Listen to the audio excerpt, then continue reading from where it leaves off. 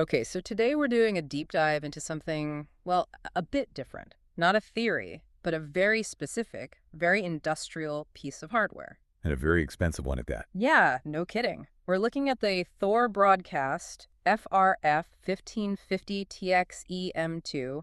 It's an externally modulated CATV transmitter. And our mission, really, is to unpack why this thing has a nearly $5,000 price tag. And what makes it so essential for these, massive long-haul cable networks? So a huge chunk of that cost goes straight into the light source.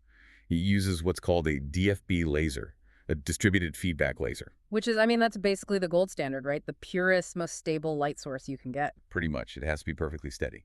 Just a continuous, unwavering wave of light. And that wavelength, 1550 nanometers, why is that number so important? That's the industry sweet spot. It's the point where a fiber optic cable, which is just glass, absorbs the least amount of light. So the signal can travel much, much further without losing power. Hundreds of miles further. But the real genius here, the thing that defines this device, is that it's externally modulated. Okay, that sounds super technical. What's the big idea there? It solves the #1 problem for long-distance analog transmission. So normally you would sort of flicker the laser itself to encode the signal. Right, a stronger pulse for a 1, a weaker pulse for a 0, something like that. Exactly. But doing that causes all sorts of problems. It creates laser chirp and dispersion distortion. This transmitter does it differently. Whoa. The laser stays on, running continuously and quietly. The modulation, the encoding of the signal, happens after the light has already left that pure source. So you protect the source, you keep it completely clean. Keep the source clean, and the spec sheet is really clear on this. The crucial insight is that the external modulator does not generate CSO distortion. CSO being composite second order. Yep. And without that noise at the very start, you guarantee the signal's integrity over those incredibly long trunk lines. And the specs also mention some impressive scalability, something like 4 to 10 output lines. Oh, absolutely.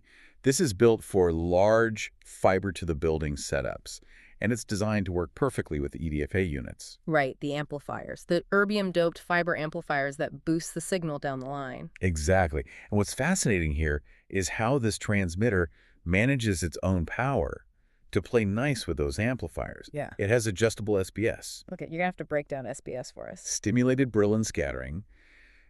In simple terms, if you push too much power down a fiber optic cable, the signal actually starts to fight itself. It creates its own interference. It literally generates its own little noise wave that pushes back and steals energy from your signal.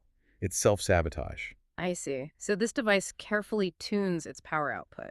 Between 13 and 19 dBm, yeah. It keeps it just below that threshold to make sure the amplifiers get a perfectly clean signal to boost. And that level of microscopic control is really why it gets that telecom class label. It is. Let's just talk about the numbers for a second, because they're staggering. Yeah, the distortion figures. CTB and CSO are both less than negative 65 dB. To put negative 65 dB in perspective for you, that means the noise is less than 1/millionth the strength of the actual signal. Wow. It's like building a 6-lane highway that stretches for hundreds of miles, and you're only allowed to have a single grain of sand on the entire road surface. That's an incredible standard.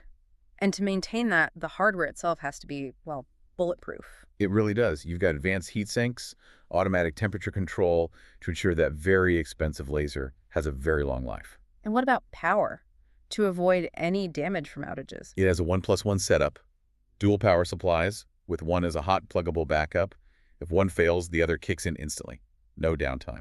So bringing this all together for you listening, what does this mean? At the end of the day, it's units just like this one that are executing those difficult and long-haul applications. They're the reason you get your CATV, your phone, your internet, that triple play package, seamlessly, without even thinking about it. And that really leads to our final provocative thought. Right. If you consider the sheer scale required to deliver hundreds of channels perfectly over hundreds of miles, you realize you need hardware that achieves these almost impossible metrics, like distortion levels below negative 65 decibels. Near perfection. Near perfection. So the question to leave you with is this. What level of continuous granular engineering and redundancy has to exist across the entire global fiber infrastructure just to guarantee that tiny, tiny fraction of allowable distortion? It truly underscores the hidden cost of the perfect signal we all now take for granted.